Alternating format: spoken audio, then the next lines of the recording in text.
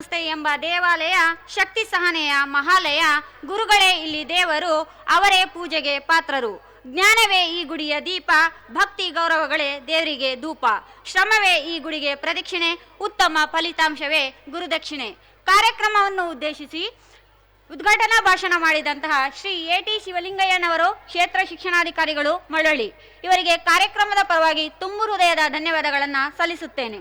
ಶಾಲೆಯ ಕಾರ್ಯಕ್ರಮಗಳ ಹಿನ್ನೋಟಯಾನ ಅನಾವರಣಗೊಳಿಸಲಿದೆ ವರದಿ ವಾಚನ. ಈಗ ಶಾಲಾ ವರದಿ 8ನೇ ತರಗತಿ ವಿದ್ಯಾರ್ಥಿನಿ ಗಾನವಿಯಿಂದ.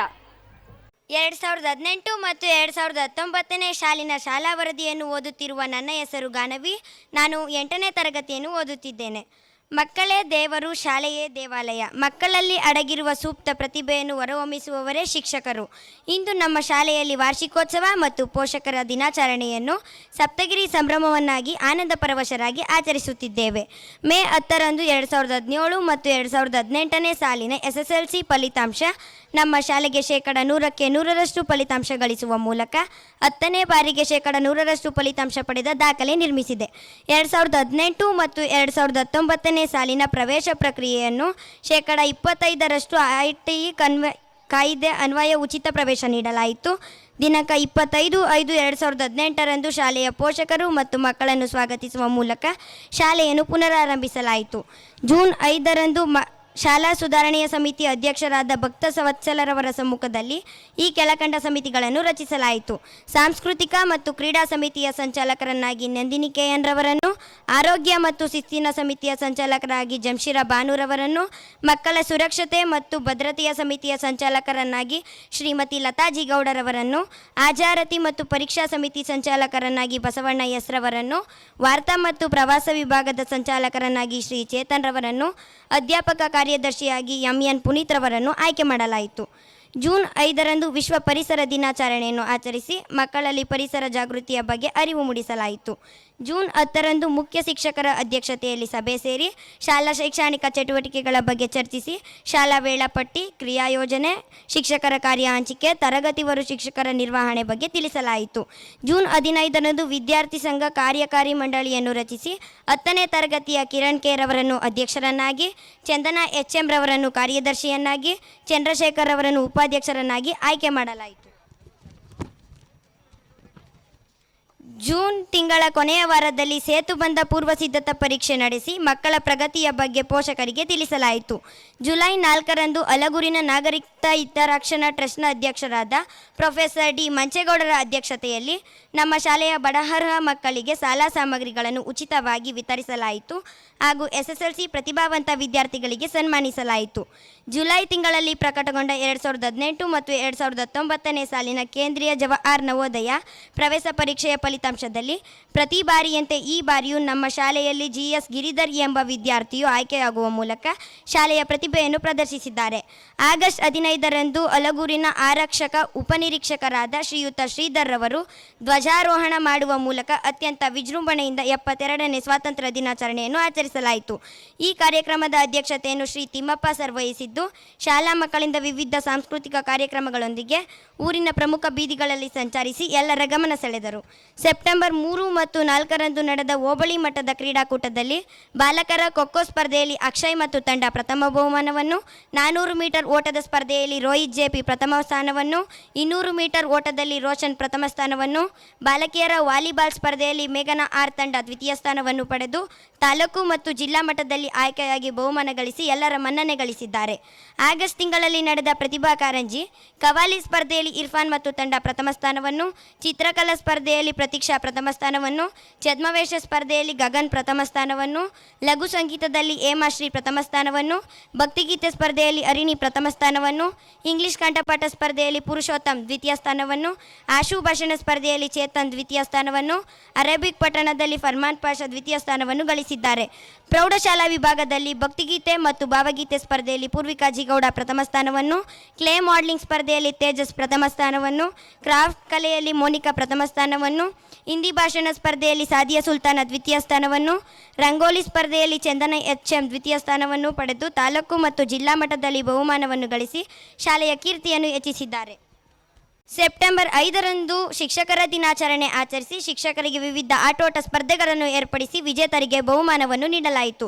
ಅಕ್ಟೋಬರ್ 2ರಂದು ರಾಷ್ಟ್ರಪಿತ ಗಾಂಧೀಜಿ ಮತ್ತು ಲಾಲ್ ಬಹದ್ದೂರ್ ಶಾಸ್ತ್ರಿರವರ ಜಯಂತಿಯನ್ನು ಆಚರಿಸಿ ಮಕ್ಕಳಿಂದ ವಿವಿಧ ಸಾಂಸ್ಕೃತಿಕ ಕಾರ್ಯಕ್ರಮಗಳನ್ನು ನಡೆಸಲಾಯಿತು.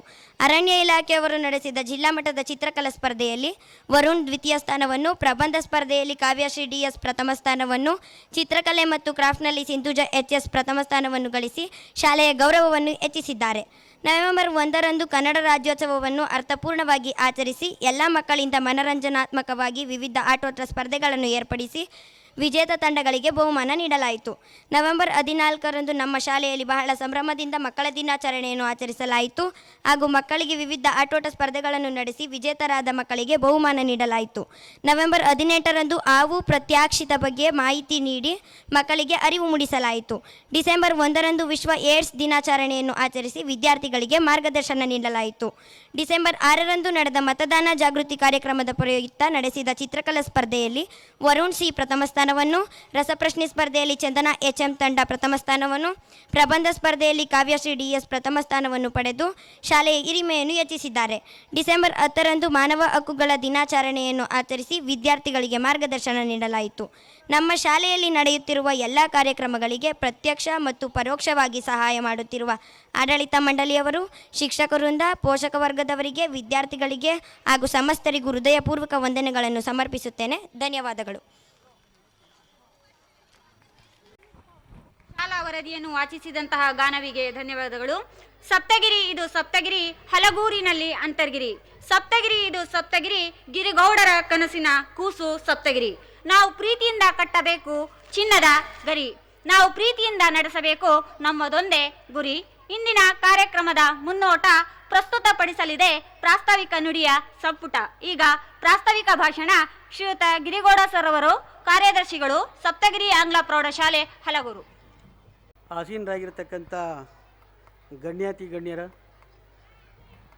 ಮತ್ತು ಪೋಷಕ ಬಂಧುಗಳನ್ನು, ಎಲ್ಲ ಬಂಧು ಬಗರಿಗೆ ನನ್ನ ನಮನಗಳನ್ನು ತಿಳಿಸುತ್ತಾ, ಈ ವೇದಿಕೆ ಮೇಲೆ ಆಸೀನರಾಗಿರ್ತಕ್ಕಂಥ ನಮ್ಮ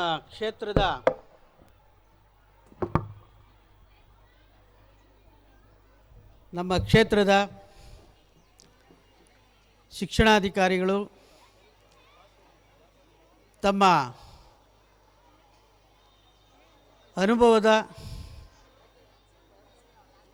ಒಂದು ಸದುದ್ದೇಶವನ್ನು ಈ ಇಲಾಖೆಯಲ್ಲಿ ಹಂಚಿಕೊಳ್ಳುವ ಮೂಲಕ ಶೈಕ್ಷಣಿಕ ಪ್ರಗತಿಗೆ ಒಂದು ವಿಶೇಷವಾದಂಥ ಆಸ್ತಿಯನ್ನು ವಹಿಸಿರ್ತಕ್ಕಂಥ ಒಂದು ದಕ್ಷ ಪ್ರಾಮಾಣಿಕ ಅಧಿಕಾರಿಗಳು ಆಗಿರ್ತಕ್ಕಂಥ AT ಶಿವಲಿಂಗಯ್ಯ ಸರ್ ಅವರೇ, ಈ ವೇದಿಕೆ ಮೇಲೆ ಆಸೀನರಾಗಿರ್ತಕ್ಕಂಥ ನಮ್ಮ ಇಲಾಖೆಯ ದೈಹಿಕ ಶಿಕ್ಷಣ ಪರಿವೀಕ್ಷಕರಾದ ರೇವಣ್ಣ ಸಿದ್ದಪ್ಪನವರೇ, ಈ ವೇದಿಕೆ ಮೇಲೆ ಮುಖ್ಯ ಅತಿಥಿಗಳಾಗಿ ಆಗಮಿಸಿರ್ತಕ್ಕಂಥ ಈ ಶಿಕ್ಷಣ ಸಂಸ್ಥೆಯ ನಿಕಟವರ್ತಿಗಳಾಗಿ ನಮ್ಮ ಆತ್ಮೀಯರಾಗಿ ಇರ್ತಕ್ಕಂಥ ಡಾಕ್ಟರ್ ಸಿದ್ದರಾಜು ಸರ್ ಅವರೇ, ಈ ಗ್ರಾಮ ಪಂಚಾಯಿತಿ ಅಧ್ಯಕ್ಷರು, ಪ್ರಥಮ ಪ್ರಜೆಯಾಗಿರ್ತಕ್ಕಂಥ ಮಂಗಳ ಅಮ್ಮನವರೇ, ಈ ಸಂಸ್ಥೆಯ ಹಿತೈಷಿಗಳು, ಸದಾ ನಮ್ಮ ಮಾರ್ಗದರ್ಶಕರು ಆಗಿರ್ತಕ್ಕಂಥ ತಿಮ್ಮಪ್ಪ ಸರ್ ಅವರೇ, ನಮ್ಮ ಸಂಸ್ಥೆಯ ಗೌರವಾನ್ವಿತ ಅಧ್ಯಕ್ಷರಾದ ಭಕ್ತವತ್ಸಲ್ ಅವರೇ, ಸಮೂಹ ಸಂಪನ್ಮೂಲ ವ್ಯಕ್ತಿಗಳಾದ KT ಶಂಕರೇಗೌಡ್ರೆ, ಸತೀಶ್ ಸರ್ ಅವರೇ ಮತ್ತು ನಮ್ಮ ಕಚೇರಿಯ ಕ್ಷೇತ್ರ ಶಿಕ್ಷಣಾಧಿಕಾರಿಗಳ ಕಚೇರಿಯ ಅಧೀಕ್ಷಕರು, ನನ್ನ ಸನ್ಮಿತ್ರರು ಆದಂತಹ ಕುಮಾರಸ್ವಾಮಿಯವರೇ, ಈ ಶಿಕ್ಷಣ ಸಂಸ್ಥೆ ಕಳೆದ 2 ದಶಕಗಳಿಂದ ಇಲ್ಲಿ ಶಿಕ್ಷಣವನ್ನು ನೀಡ್ತಾ ಇರತಕ್ಕಂಥದ್ದು ನಿಮಗೆಲ್ಲ ಗೊತ್ತಿರತಕ್ಕಂಥ ವಿಚಾರ. ಈ ಶಿಕ್ಷಣ ಸಂಸ್ಥೆಯಲ್ಲಿ ಕೇವಲ ಶಿಕ್ಷಣಕ್ಕೆ ಆದ್ಯತೆಯನ್ನು ಕೊಡದೆ ಸಾಂಸ್ಕೃತಿಕ ಇರ್ಬೋದು, ಸ್ಪರ್ಧಾತ್ಮಕ ಪರೀಕ್ಷೆಗಳಿರ್ಬೋದು, ಕ್ರೀಡೆ ಇರ್ಬೋದು, ಇನ್ನಿತರೆ ರಾಜ್ಯ ರಾಷ್ಟ್ರಮಟ್ಟದ ಪರೀಕ್ಷೆಗಳನ್ನು ಸಿದ್ಧತೆಗೊಳಿಸ್ತಕ್ಕಂಥದ್ದು. ಆ ಮಕ್ಕಳು ಎಲ್ಲ ರಂಗದಲ್ಲೂ ಇವತ್ತು ವಿಶ್ವವಿಖ್ಯಾತ ದಸರಾ ಉತ್ಸವದಿರ್ಬೋದು, ಜಲಪಾತೋತ್ಸವ ಕಾರ್ಯಕ್ರಮಗಳಿರ್ಬೋದು, ಯಾವ ಶಾಲೆ ಅನ್ನುವ ಮಟ್ಟಕ್ಕೆ ಅಲ್ಲಿ ಗುರುತಿಸ್ತಾ ಇದ್ದಾರೆ. ಬಹುಶಃ ಈ ಶಾಲೆಯಲ್ಲಿ ವಿದ್ಯಾಭ್ಯಾಸವನ್ನು ಮಾಡಿದಂಥ ಮಕ್ಕಳು ಇವತ್ತು ತಾಂತ್ರಿಕ ಶಿಕ್ಷಣ ಇರ್ಬೋದು, ವೈದ್ಯಕೀಯ ಶಿಕ್ಷಣ ಇರ್ಬೋದು, ಇನ್ನಿತರೆ ಉನ್ನತ ಹುದ್ದೆಗಳನ್ನು ಅಲಂಕರಿಸಿರ್ತಕ್ಕಂಥದ್ದು ಈ ಸಂಸ್ಥೆಯ ತಂದಿರತಕ್ಕಂಥ ಗೌರವ ಮತ್ತು ಹೆಮ್ಮೆಯ ವಿಚಾರ ಅಂತ ನಾನಾದರೂ ಭಾವಿಸ್ತೀನಿ. ಬಂಧುಗಳೇ, ನಮ್ಮ ಶಾಲೆಯ ಮಕ್ಕಳು ಯಾವ ನಗರ ಪ್ರದೇಶದ ಮಕ್ಕಳಿಗೂ ಕಡಿಮೆ ಇಲ್ಲ ಅನ್ನುವ ಹಾಗೆ ಇವತ್ತು ಇಲಾಖೆ ವತಿಯಿಂದ ನಡೆಸ್ತಕ್ಕಂಥ ಯಾವುದೇ ಸ್ಪರ್ಧಾತ್ಮಕ ಪರೀಕ್ಷೆಗಳಿರ್ಬೋದು, ನವೋದಯ ಪ್ರವೇಶ ಪರೀಕ್ಷೆ ಇರ್ಬೋದು, SLC ಪಬ್ಲಿಕ್ ಪರೀಕ್ಷೆ ಇರ್ಬೋದು, ಇನ್ನಿತರೆ ವೈಜ್ಞಾನಿಕವಾಗಿ ನಡೆಸ್ತಕ್ಕಂಥ ಪರೀಕ್ಷೆಗಳಿರ್ಬೋದು, ಅಂತಾರಾಷ್ಟ್ರೀಯ ಮಟ್ಟದ ವಿಜ್ಞಾನ ಪರೀಕ್ಷೆಗಳಿರ್ಬೋದು, ಎಲ್ಲದರಲ್ಲೂ ಭಾಗವಹಿಸಿ ತಮ್ಮದೇ ಆದಂತಹ ಪ್ರತಿಭೆಯನ್ನು ಪ್ರದರ್ಶಿಸ್ತಾ ಇದ್ದಾರೆ.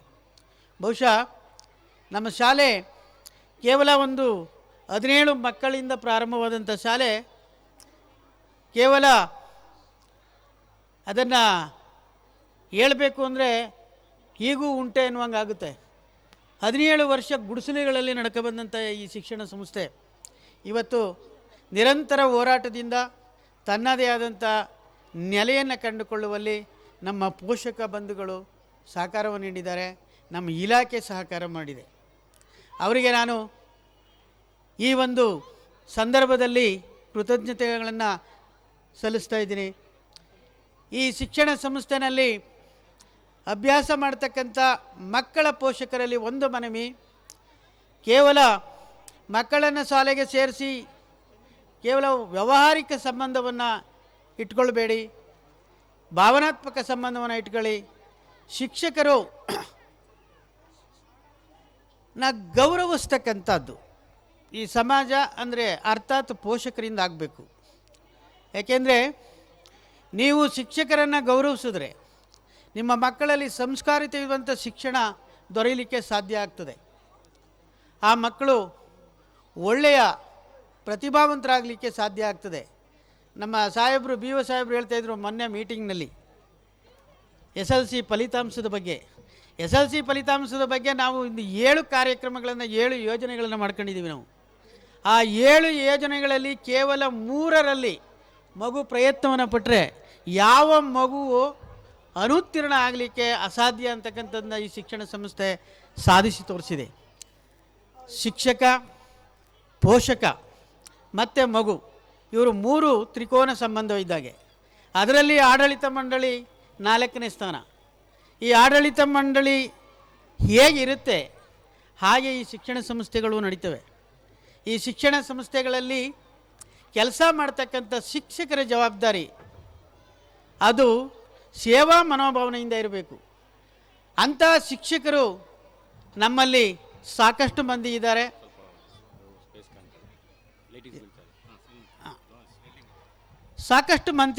ಇದ್ದಾರೆ. ಪ್ರತಿಭಾವಂತ ಶಿಕ್ಷಕರು ಇರುವಾಗ ಪ್ರತಿಭಾವಂತರ ಮಕ್ಕಳು ಸಹ ನಿರ್ಮಾಣ ಮಾಡುವಲ್ಲಿ ಸಹಾಯ ಆಗುತ್ತೆ.